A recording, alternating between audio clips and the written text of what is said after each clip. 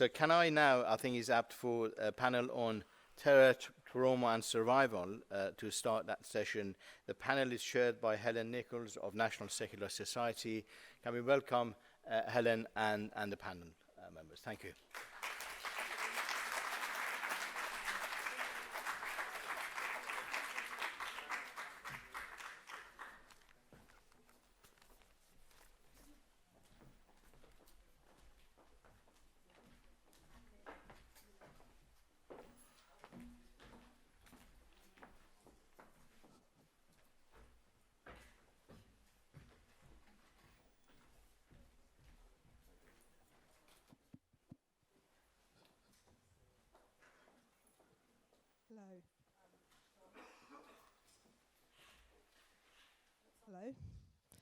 Hello. Thank you. I'm Helen Nicholls of the National Secular Society from the United Kingdom, and we're very honoured to be sponsoring this event. I'd like to thank Nazmiye for this very powerful film that we've just watched, and we'll start the panel. So I think Nazmiye needs very little introduction. She's a prominent actress in the Netherlands and co-founder of the Zina Foundation, a theatre initiative that travels through different neighbourhoods in the Netherlands using local stories for performances.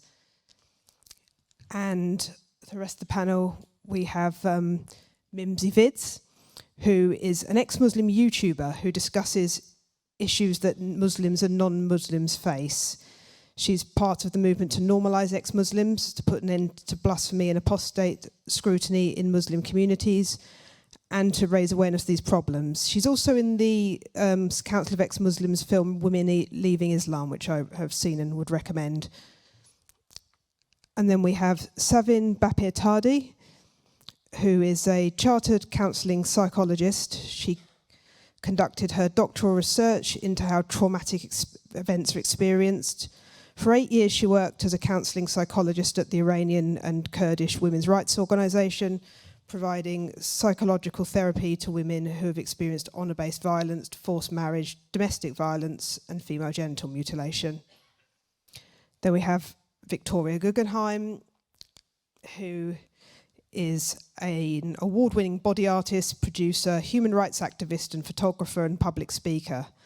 Her art ranges from body painting, makeup, photography, sculpture, performances, installations, digital art, clothing design, and drawing and painting, and she's very interested in using science and technology in art. And she's also been the Council of Ex-Muslims resident artist for the last 10 years. And then last but not least, we have Milad Resaeimanesh, who is the chair of the Ex-Muslims of Scandinavia, and he also hosts a weekly TV programme for his organisation. So the first question and list is, what are the consequences of renouncing religion? We saw here a family who where the consequences are being faced to some extent by the whole family. And also, how does renouncing religion adversely affect non-believers? Nazmiye, would you like to go first? It's just, how does it affect people? Yeah. How does it especially affect non-believers? I don't... So yeah? we saw a bit of that in your film. So what were the repercussions? What happened after? I don't get the question, obviously. Yeah. Hi. Yeah, I mean, to be honest, I think actually the film, obviously depicted how your family responded to you kind of questioning or even just saying things about Islam and criticising. I do want to say, though, your family were, I would say, in a minority. I don't know if other ex-Muslims would agree with me, but my background is I went to school, a Muslim school in London. I was surrounded by Muslims constantly, and that reaction's quite unusual. The normal reaction is you can't talk about it, you can't criticise it, and the way that Muslim the religion is anyway, is it's sort of, you're either in or you're out. You know, you're either a Muslim and you follow it, and there's no flexibility in the religion. It's sort of one way or the highway, and the highway is eternal torture. So, sorry, I'm out of breath because I'm pregnant, not because just... Congratulations. Now I'm up to speed. Okay, cool. Thank you for helping me with your gorgeous belly. Yeah, I was a bit shocked because I'm like, I think we all know how it feels, and I think we have valuable time, and I'm so excited to speak about how to overcome this big sacrifice you have to, the cost of leaving the clan, leaving, you know, even if it's only energetically or in the mind, the family, being shunned, being, you know, almost forced to give up your birthright, which is your place in the family and in the community, which is, it's not only a thinking exercise, it's on all levels for a human being, such a profound, it's literally dying without dying, you know, because we are animals, and our biology says, you know, we want to be safe, we want to be in the group. So I'm not interested actually in, you know, what it is, because I think we all know. I'm interested in searching for and wanting to reach out to people and say, it is not either or. It doesn't have to be. You can, you know, muster up the courage and refuse to give up your place. Always be safe first, of course, but yeah, go up to your parents or to your family and remind them who you are. You know, there is a love bond at first. Yeah. I just wanted to quickly add to that. Sorry, I'll stop talking. But I don't know how easy that is. I mean, it's something that's really, really difficult, and something that, you know,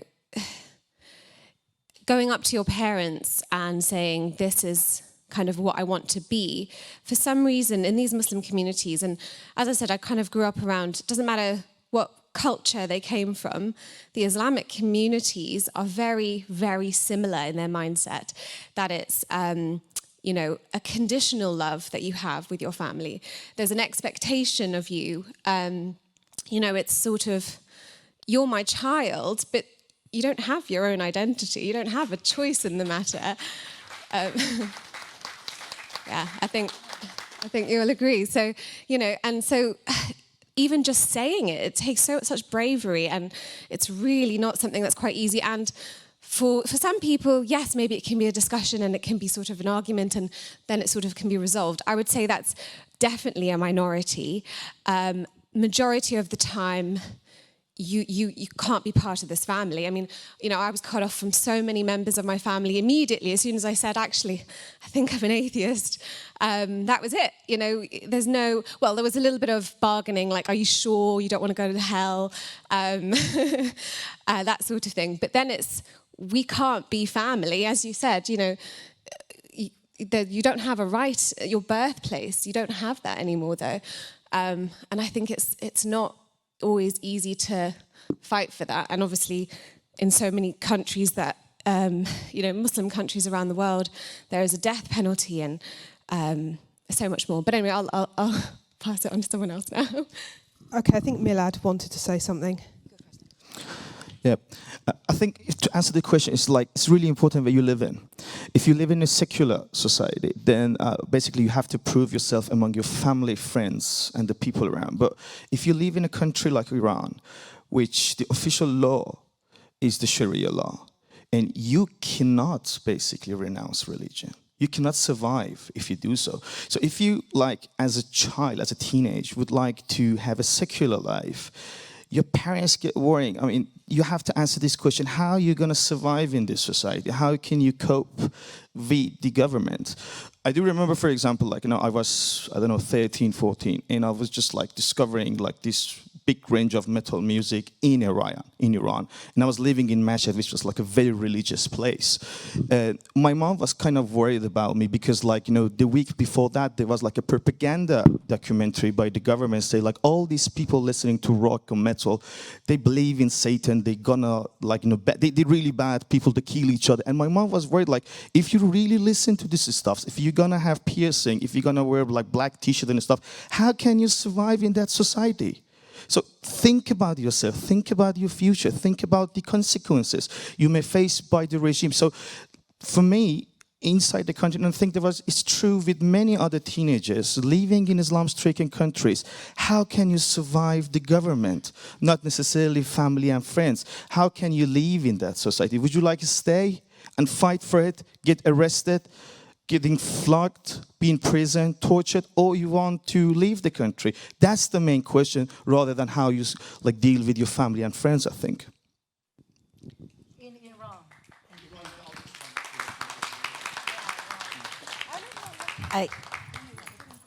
Okay, Savin? I just want to add a point that before we move on, how do you tell your family that you're a non-believer? There is a whole other process that goes on before that.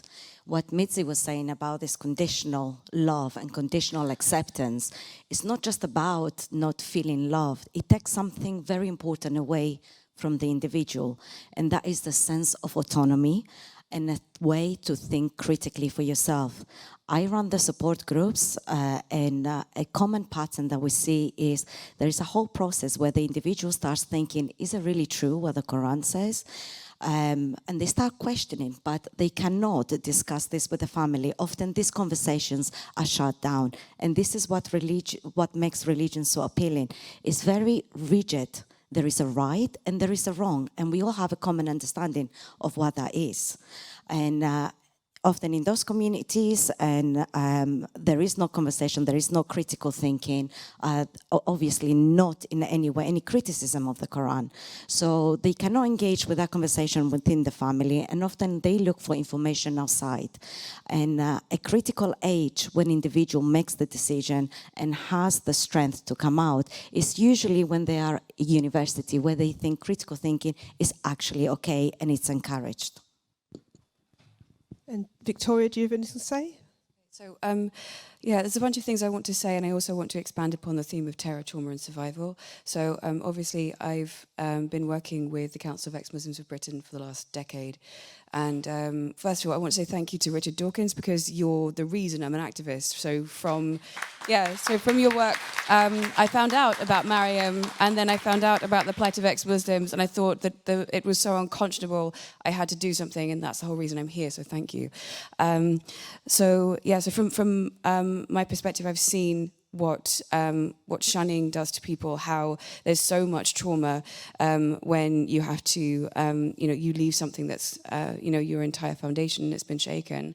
From my perspective, like, I don't think I was made to believe. I was brought up in a demi-religious way, and I went to kind of a Church of England school, which was kind of, religion light. But there was also things like, you're guilty by default. If you're female, you're especially guilty by default. And I do remember there were conversations where, it's absolutely de facto that God exists. And I constantly felt like an interloper my entire life. I'm like, I'm not meant to be here and be having these conversations. You're asking me what God looks like. And I've never believed. And so I have no contact with people I went to school with. I have no contact with people from my religious past.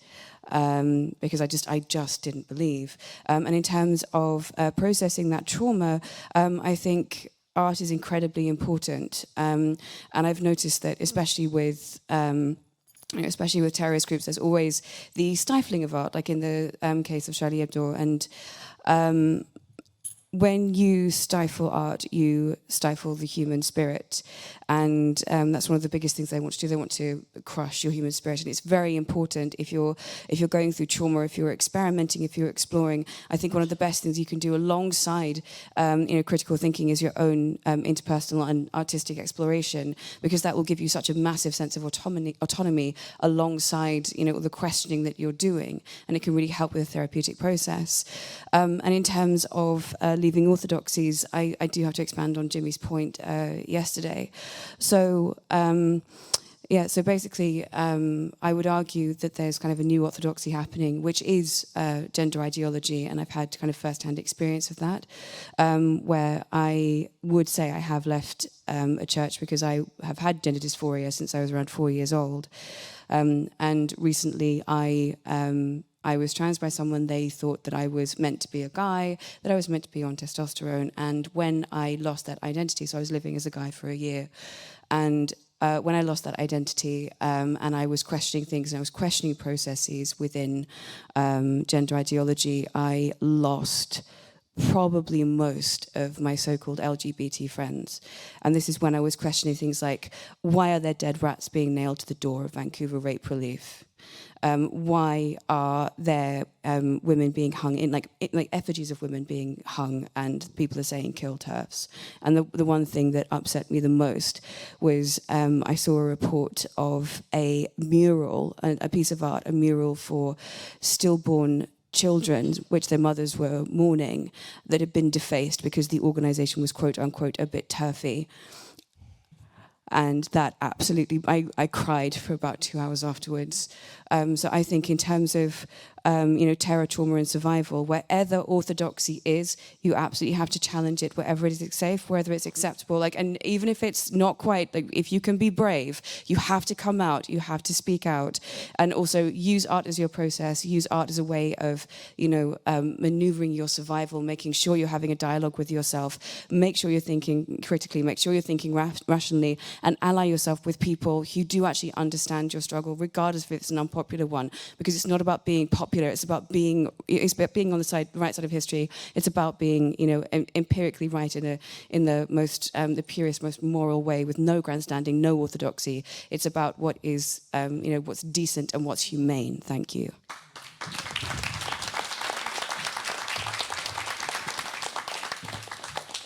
Okay, thanks, Victoria. We might come back to the role of art later, but I'm just going to stick first to the programme questions, then we'll move on. So just back to the questions of ex-Muslims. How do ex-Muslims cope and survive? And I can't take credit for the next poetic question. How can I walk away when my legs are not my own? Which I think sums up the role of the individual within the family and the tension between the two. Would anyone like to come in on that? How do ex-Muslims cope and survive?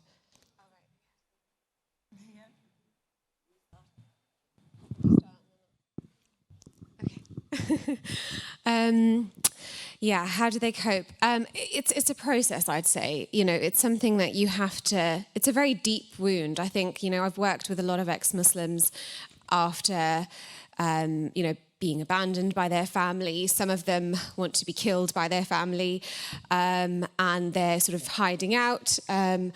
All sorts of situations I've kind of been dealing with, and it's something that takes time, because there are so many things that they're even unaware of. The amount of women I've spoken to that have body issues because they're so used to having this idea that actually they're supposed to be covering up. They're not allowed to be seen, and if they are seen, then they're a slut, essentially. There's just a range of issues that you're having to kind of work with. And initially, I'd say the first kind of step, I don't know if Savin agrees, but it's, just kind of the separation and the loss of identity and the loss of the family is the kind of grieving process that you have to deal with that, because, we kind of all touched on it as well, like you're losing a part of yourself and your family who you grow up thinking, this is how it's supposed to be. This is my mum. This is my dad. There's love there, and I think you put it really well, actually. You said, sorry, Nazmiye, you said that you're kind of dead, but you're alive. I think that's a really powerful way of describing it, because you become invisible. You know, you don't know who you are, and so there's so many things to work on. Do you want to just? I do want to really, and I do agree on that issue of identity. It takes many years for an individual once leaving the family to actually build their own authentic identity. Because when you're living within a family that you're expected to behave in a certain way, you have a false identity. You're one person at home, you're another when you're outside, and you're a different person when you are within your own thoughts. So it takes a very long time to rebuild an authentic identity. But there are also two different kinds of coping that we do need to think about. There is the internal coping, so the internal rebuilding of the sense of identity, but external ways of coping. And I think that touches on Milad's earlier point about the society that we're living in and what kind of support is available.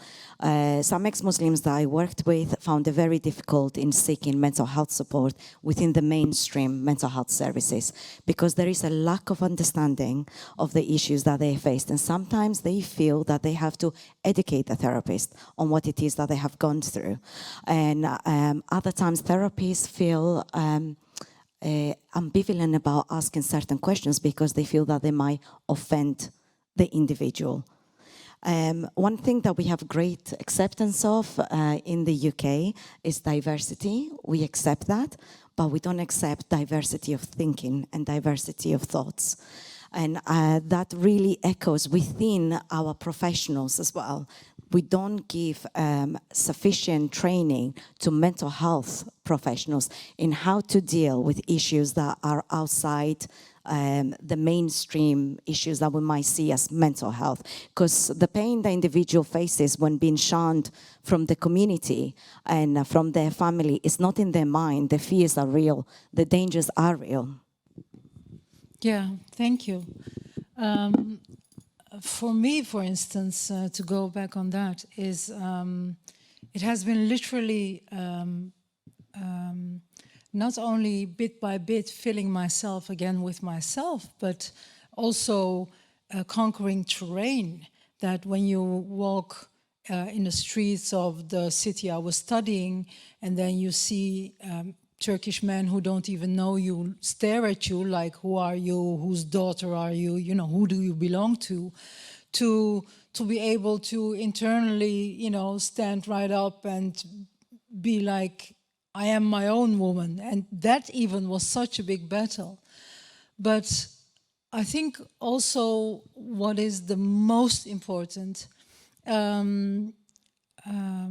there is one thing that I have been subjected to, which I think a lot of people have here, which was real and utter and complete violence of, disregarding of who I am, my essence.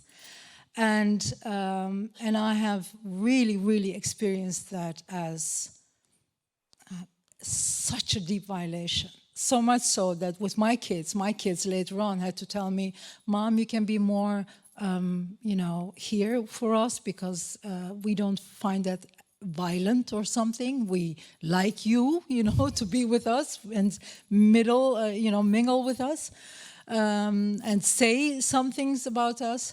But what I mean by that is a way of imposing thinking is, I think, so violent. I see that as violence. That's why, for instance, I never say about myself, I am an ex-Muslim, because I want to be very clear. I don't want to belong to no party, no group, no one. I am my own. And the exact description of who I am is, when I was 16 and I was standing in my bedroom and I had this epiphany thinking of Allah and all the things I heard, and I realized, this can't be God. If there is a God, it should be bigger than this. Then I realized I don't believe, but up until then, I didn't believe. It was the first time I was questioning religion. So I am not X. Huh? And yeah, I want to make it very clear, you know, and also I want to make it clear that for me it is very important to be authentic and exercise thinking, real free thinking, which is so hard to do. You have to be so clear for that, and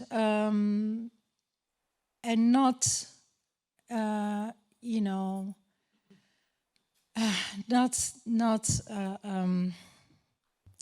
be as violent as my family, but in the name of free thinking. Yeah. Okay, Milad, I think you want to say something?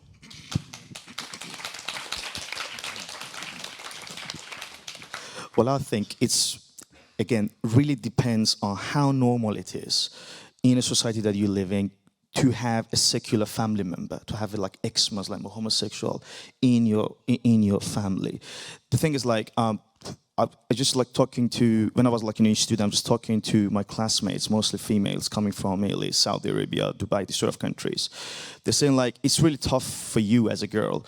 Go to your dad, say like, I don't believe in Allah anymore. I'm an ex-Muslim and I would like to live freely in a secular, like, you know, method and stuff. But you can ask your parents still to help you financially to go abroad for a study. So if you can just like, you know, have an application, for example, studying in the UK, you can study and you can have your own identity. You can be an ex-Muslim in a free country. So I think it's very important that like we normalize it among the major, like, you know, Muslim societies, that it's very normal to have a member of your family that not necessarily follow the Islamic rules, that not necessarily like believe in like, you know, Islamic traditions and have different lifestyle, being secular and stuff. Therefore, I think we need to have more programs. We need to have more organization like ex-Muslim. We need to have more ex-Muslim to be out of closet and be loud and clear and talk about it. So hopefully we can just, as I said, like normalize it among the Muslim people, among the like the families. Don't be scared. She can still be your kid. She can still be your family member. She still can be recognized by the family, by the friends, despite the fact she's an ex-Muslim or she or he homosexuals. So I think it's really important how to normalize it. Normalization is very important. Thank you. Hey, Victoria, did you have anything to say on this one? Yeah, I just wanted to basically just offer a supportive role, if you like. I do body painting projects for ex-Muslims and freethinkers, and I've obviously worked with CMB for so long. And I am starting a new body paint project on the journey of people who go from being Muslim to ex-Muslim, people who are free-thinking and challenging those beliefs. So a lot of people who have engaged this way has found it really therapeutic. And obviously I've used body painting for protest and to push free thought. So if there is anyone here who is an ex-Muslim who wants to be painted for that particular project and wants to be supported, I'd really love to hear from you.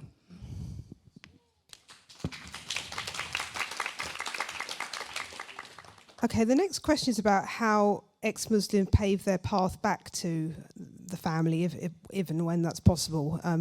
Got a line again, isn't my place within my family my right? Well, that's a difficult question because legally your family don't have to talk to you, but morally, obviously, family is a huge part of society. And does anyone want to come in on that topic first, about how do you pave your way back to the family, if indeed you can?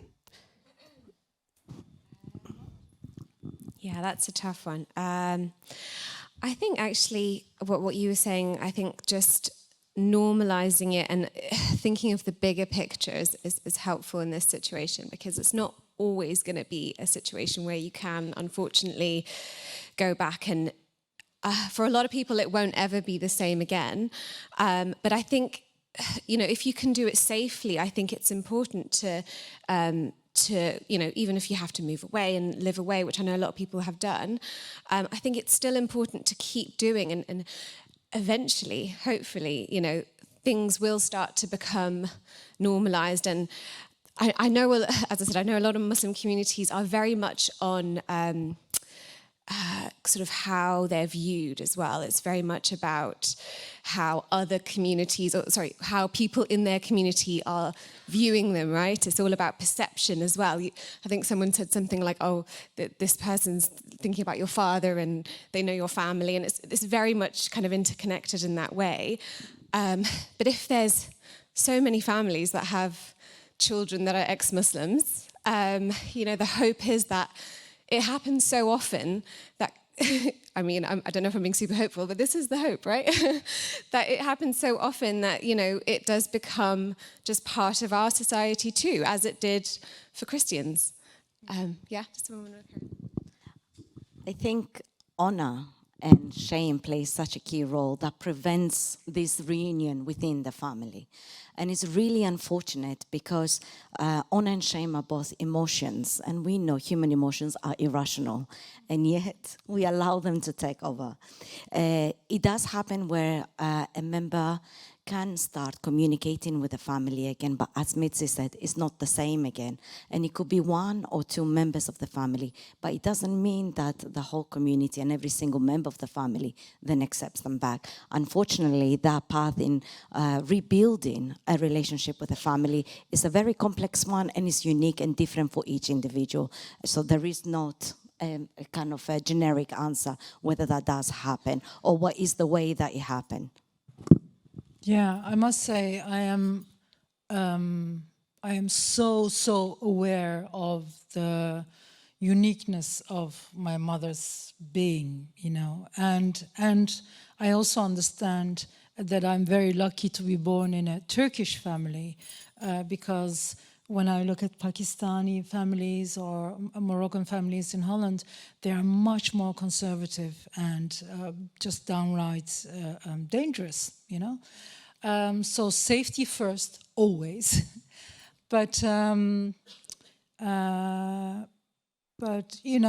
we realized, or I realized, playing this and in this process, which was so hard.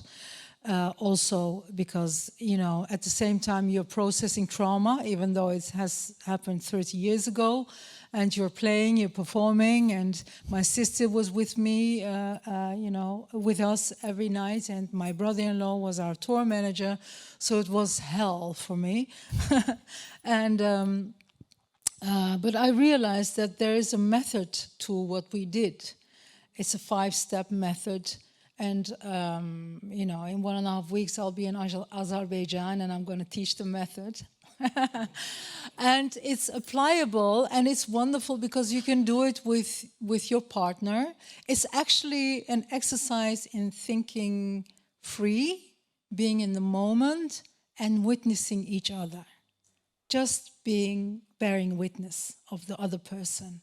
Nobody has to come from one camp to another. There's no war, nothing to win, nothing to gain. It's an experiment. It's a witnessing of each other. And it takes practice. And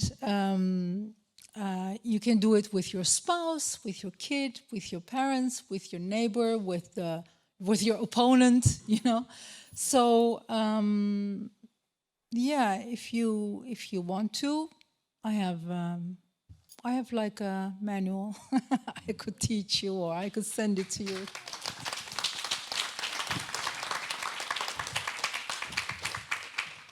Okay, does anyone else have anything to add to that? Yeah, well, I was lucky enough to be born in a secular family. So basically, I didn't have that sort of challenge with my friends and family. But what I can say is, we need to give, as I said, the ex-Muslims, the people, the children who would like to have a different lifestyle, alternatives. It's really important. If they have alternatives, then they can actually have a better relationship with the families. According to my experience, most of the fathers and mothers, they just scared about the future. If you're gonna be an ex-Muslim, what's gonna happen to you? Yeah, and that's the main issue. If you can prove yourself by the alternatives that is provided by the society or by the government, then I think the situation for your parents to accept you as the way you are is much easier.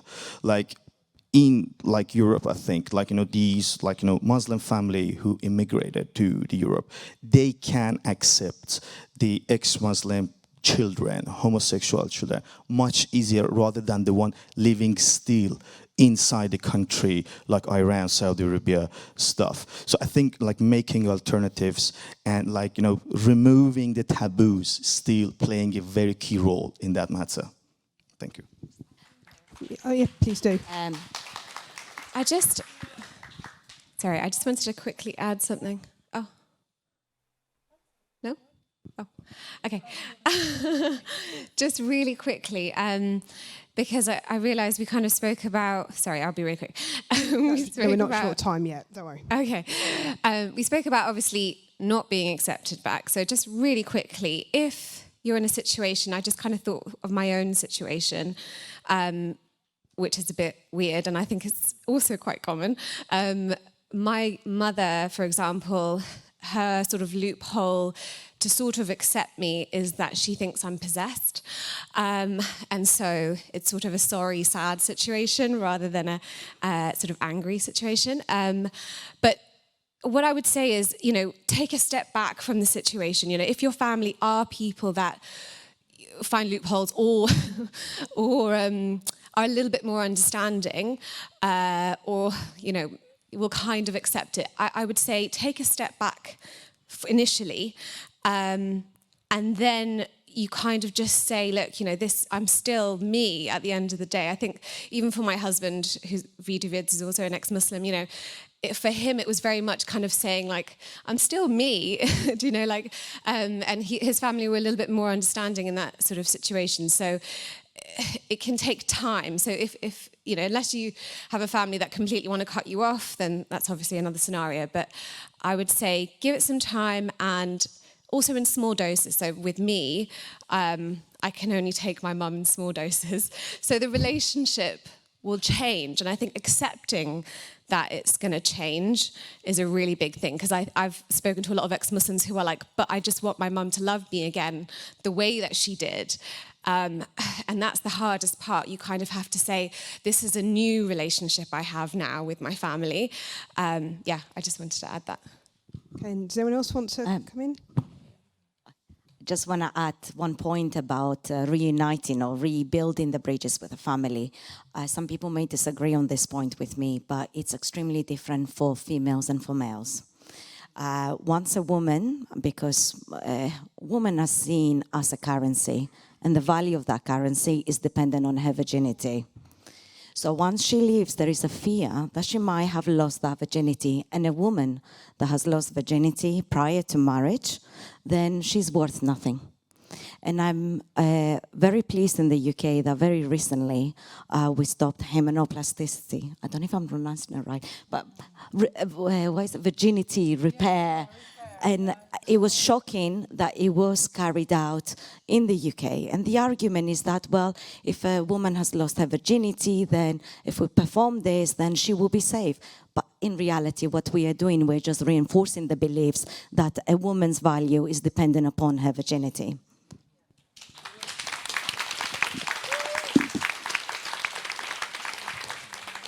And Victoria, did you want to say something? Yeah, just quickly. So, Naz, I would be really interested to see your methods, because it sounds like mediation-free mediation in a way. That sounds really exciting. And also, I'd love to swap methods, because I came up with the first white paper for dealing with domestic violence victims in a safe way using body paint. I think there is a scope there to allow people to, through body paint, open up and be able to get to a space therapeutically where they may be able, when it's safe, to reach out to their family. So I would love to talk to you more and see if we could potentially combine methods. That's what I wanted to say. Great. Yeah. Okay, Milad? Well, I think one of the reasons actually, it's still tough for some of the families, accepting the ex-Muslim children or homosexual stuff like that. It's there is not enough information in Persian language, in Arabic language, regarding how it's gonna feel like if you have a children that doesn't necessarily follow the traditions, the Islamic tradition and stuff like that. It's true because of the media inside the countries like Saudi Arabia, Iran and stuff, and the media's outside. I do remember we were trying to have a campaign for Sohail Arabi, the one that won the prize yesterday, if you remember that, atheists inside the country. Even the media's outside the countries, they barely say he's an atheist or he's an ex-Muslim. Despite the fact he clearly said that I'm an atheist inside the country, the media still stated him as a human rights activist, not an atheist, not an ex-Muslim. There was a propaganda against Maryam, which was broadcasted by the Iranian official TV channel, saying there are these evil organization of ex-Muslim. They clearly make fun of the Islamic rules, and they clearly say we out of the Islamic routines and stuff. This can be really affected by the families who are still very fanatic and still believe they should, and they have this sort of responsibility by Allah to control the children and the family members. I do remember those days, my sister called me and said, what you guys really doing? Who is this Maryam Namazi? Who is this Muslim things? And what's really happening about that? So what I'm saying is media is really important to make it normal for the family. Thank you.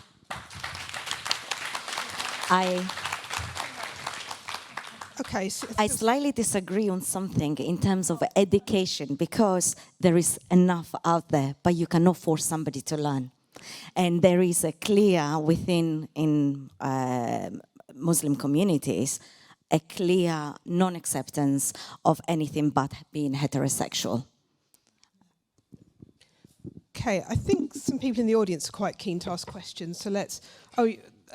the gentleman waving his hand, is that Jimmy? Jimmy has a question. So, I'll try and be quick, but I've got a few points. So I'm going to do them really quickly. So I think one of the things that happens is when you become disowned, if you get disowned at 23, you take this snapshot of your family, and then when you're at 33, you're still operating on this snapshot of your family from 23. So I got disowned at 23, my brother died at 33, and when I went home, I was expecting the same people from 23 to be in the house, but they weren't violent anymore. They were still, set in their ways, but there was a massive difference. So I think that's really important to point out, is that sometimes time passes, and as we grow, they also grow and develop. But they might grow and develop towards fundamentalism, but it's just important to acknowledge that change. Savin, to touch on the point that you said about therapists who are not within our community, sometimes I think that can really work in our favor, actually, because my therapist is like a older white lady who's straight. And when I'm talking to her about, and then he said he's going to kill my mum, watching her eyeballs fall out of her face, which wouldn't happen with if I was talking to a Pakistani male therapist, he'd be like, oh yeah, your dad said he's going to kill his mum. What happened after that? So that shock for, appropriate shock for things in our community which we take as normal, I find so valuable, because it gives me a sense check, because actually my norms are quite distorted.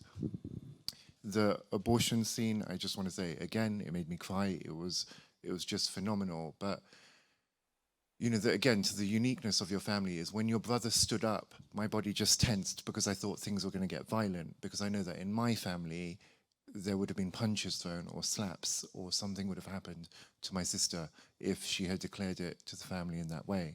Yeah.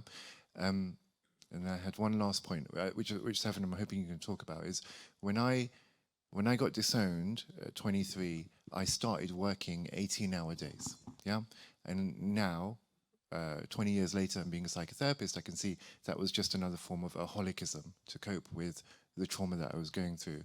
When I probably hit about 27 to 35 or 33, I just disappeared into a hole of gay clubs and drugs and parties. And again, I can see this was me just trying to cope with trauma and emotions that I couldn't process.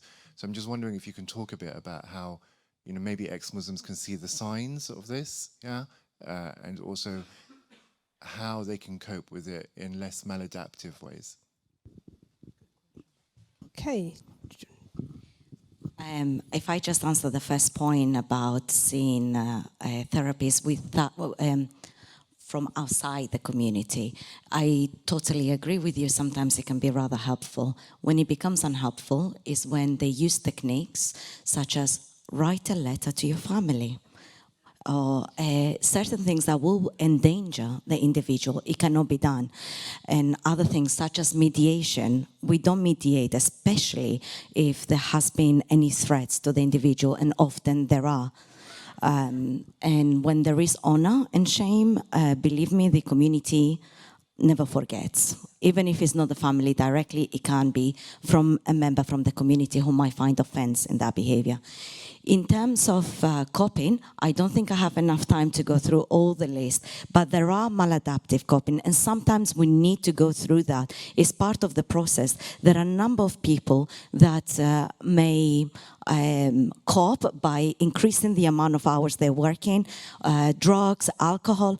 Hey, it keeps the pain away. What a great way. And then there is a moment when they realize how harmful that is for the individual. But the individual themselves need to be ready to actually face the pain of the rejection and the social death, because it's a social death when you come out to your community saying, hey, I don't believe in those strict rules and I'm no longer going to be obedient. And don't forget that the community uses shunning in order for the disobedient member to not be a bad influence to the rest of the people, so the ones in authority then lose control.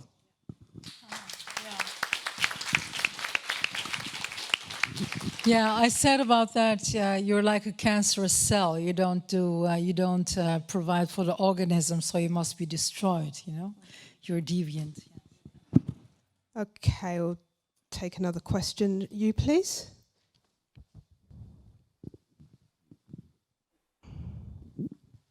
Thank you. Jimmy, I'm going to take your time back from yesterday. Thank you all for your stories and telling us an insight of your personal life, like how it went for you. The film made me cry as well, Nazmiye.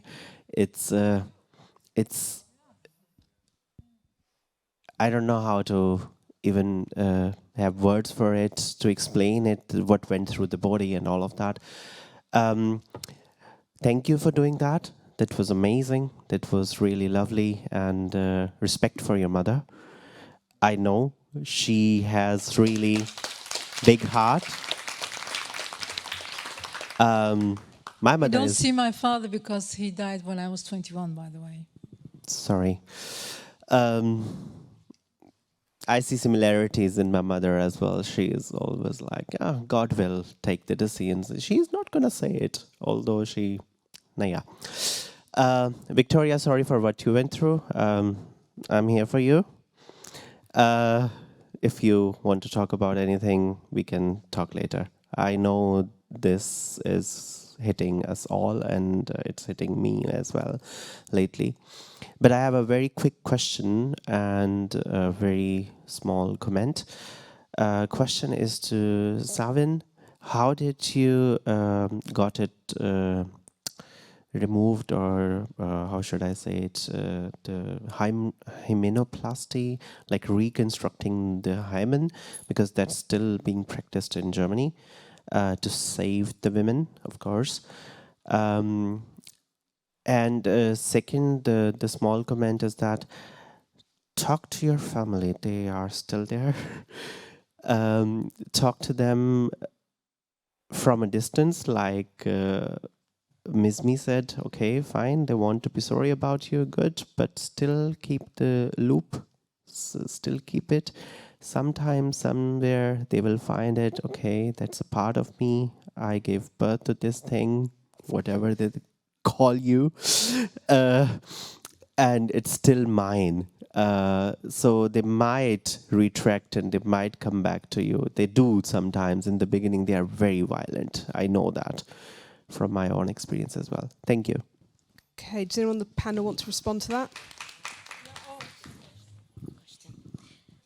There was actually a big campaign and involved a number of organizations getting together, and I can give you that information. The other thing that was also involved was that we wanted to ban was virginity testing. So you go, there's a virginity test, and then you get a certificate. If we look at the UK definition of what is sexual assault, yeah, what happens during a virginity test meets that criteria. So I'm very glad that they are becoming illegal in the UK.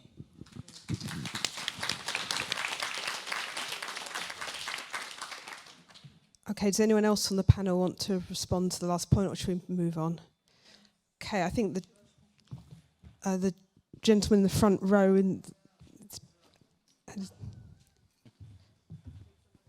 yep. Yeah, there's a few people who've had their hand up a while, I'm afraid. Thanks very much for the lovely discussion.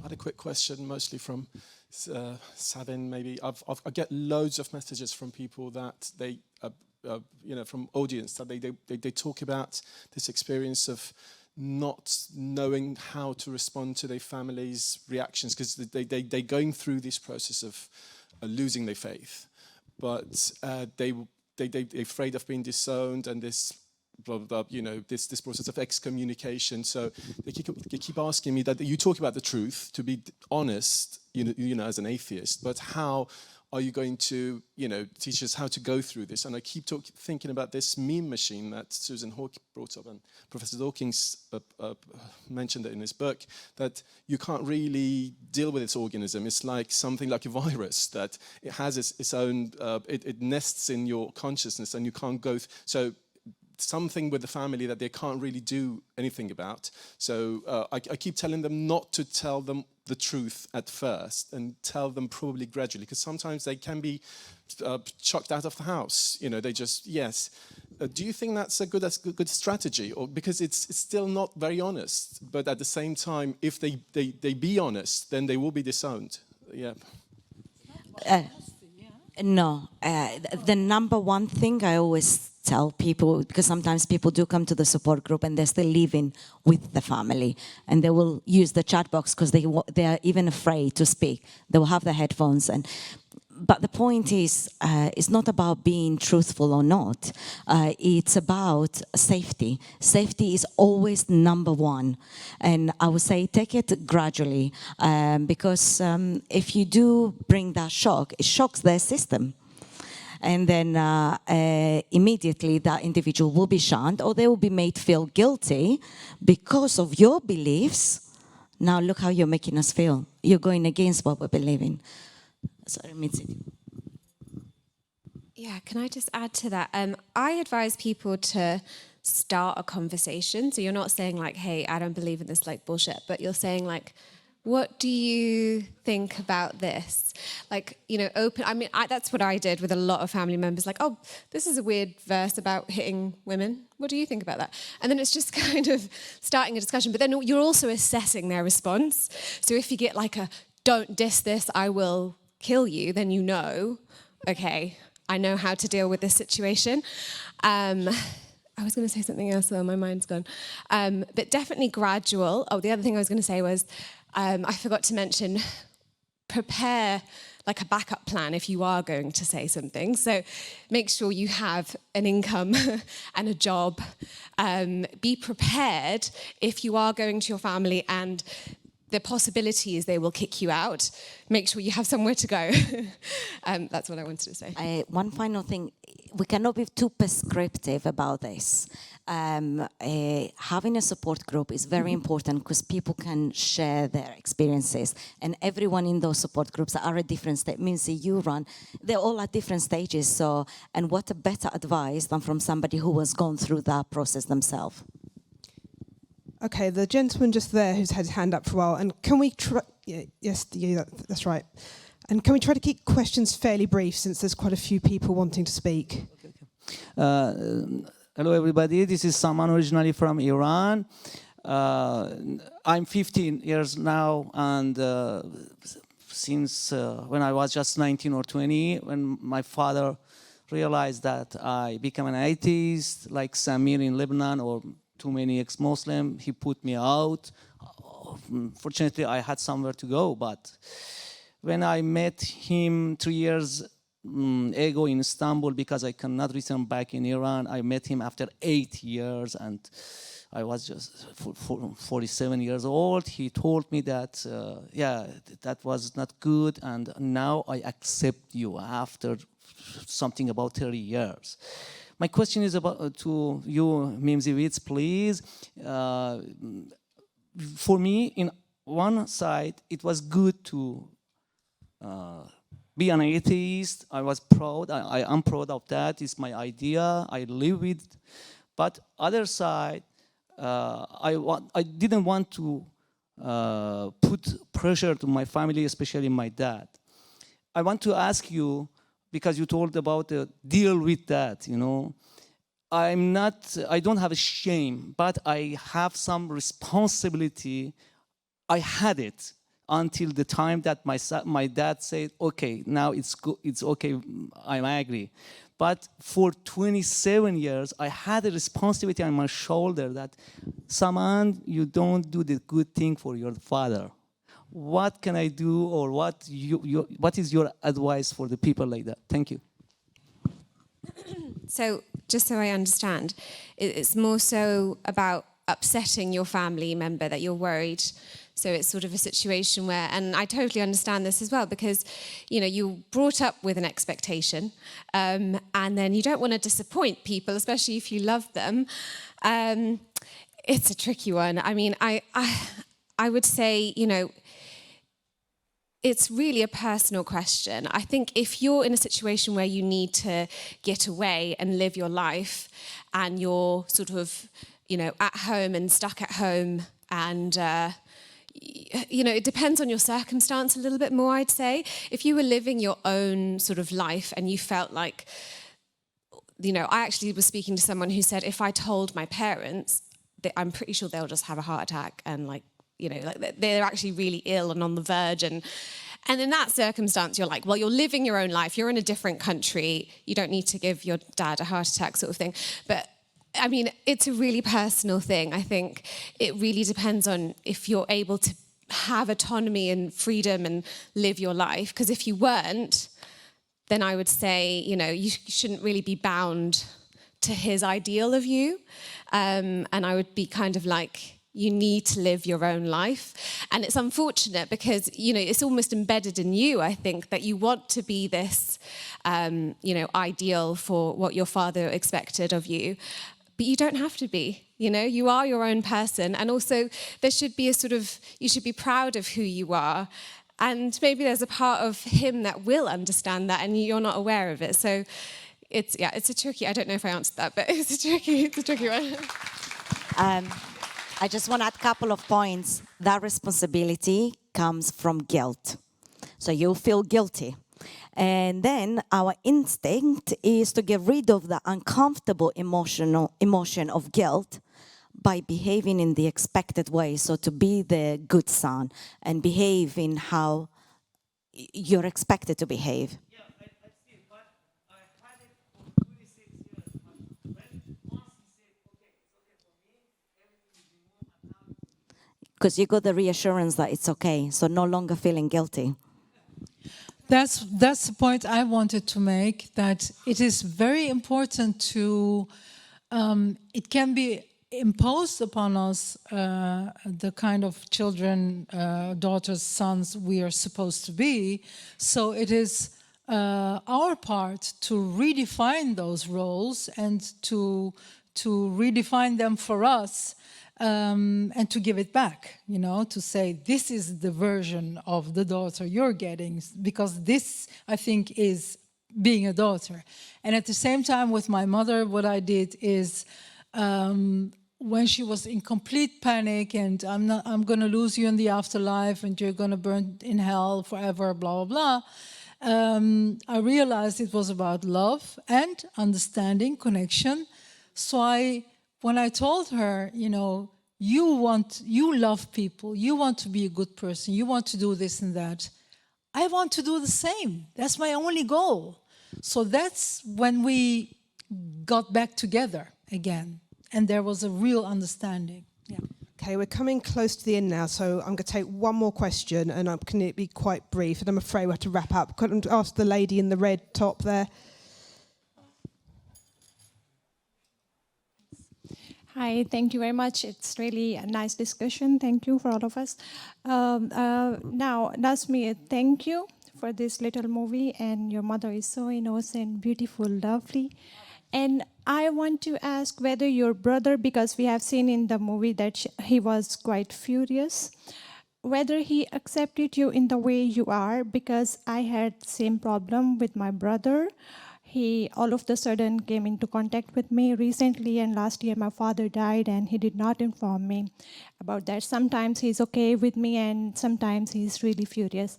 And now I don't know how to handle this, because when he's furious I cannot take it anymore and I don't want to. And I am not ready for this. You know, these typical panic attacks. At one hand, your family is supposed to accept you in the way you are, and after some time, they just disown you. So it is happening with me. Even when my father was died, I was informed after 2 or 3 days, and he never informed me. And he sent message to my husband that, yeah, our father is no more. And that's how I just got this idea that, yeah, it happened. So is it the same with your brother too, and the relationship, the nature of the relationship between you and your brother? So I just wanted to know. Thanks. Thank you. Do you mind? Sorry, can I just ask before you do? Miriam Lucas wanted to ask the question as well. Do you mind if I pass the microphone on to her and then you could answer the question? Yeah, sure. I just want to raise another point which hasn't been touched upon. When the terror and trauma doesn't come from the family, but when it comes from the extreme religious right, just as an example, very serious illnesses come out of those situations.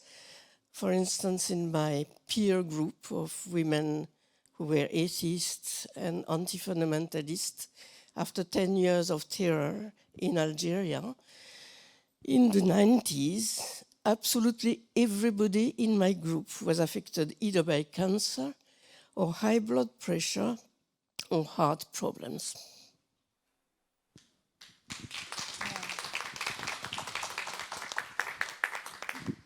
Okay, and someone on the panel wants to respond. Okay. Yes.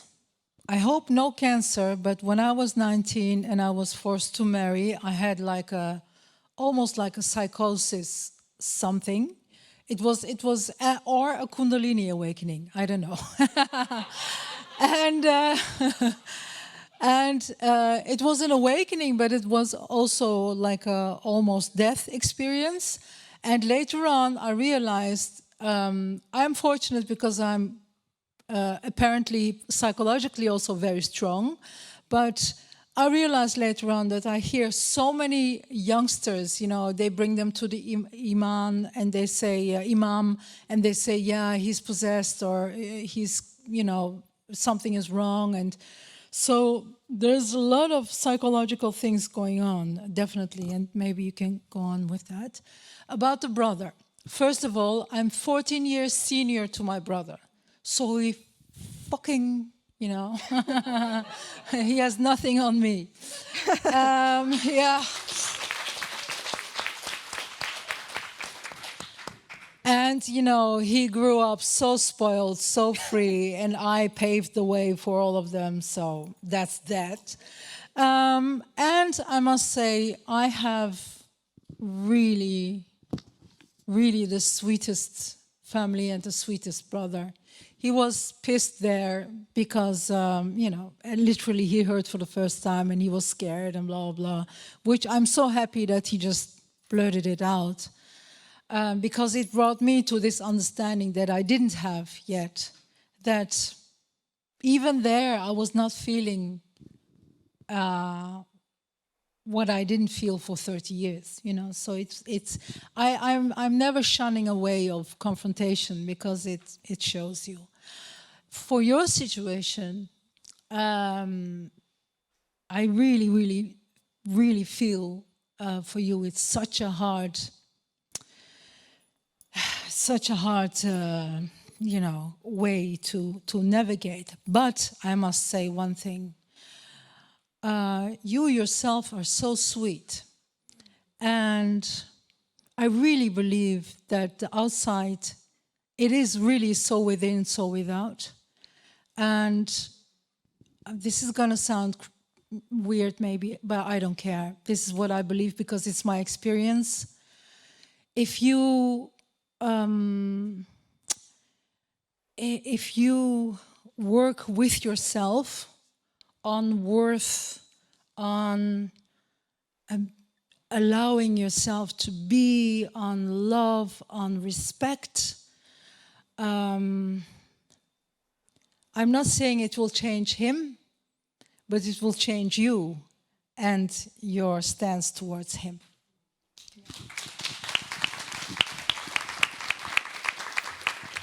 Okay, thank you. I think that's quite a good note to end on. I'd like to thank everyone on the panel. This has been a very difficult topic to discuss, and obviously lots of people have had to share some very difficult experiences. So thank you both to the panel and to the people in the audience who have commented for taking part. And I'll pass you on to for the next one. Hi. Okay, thank you very much. Thank you, Helen. Brilliant. So much more to discuss.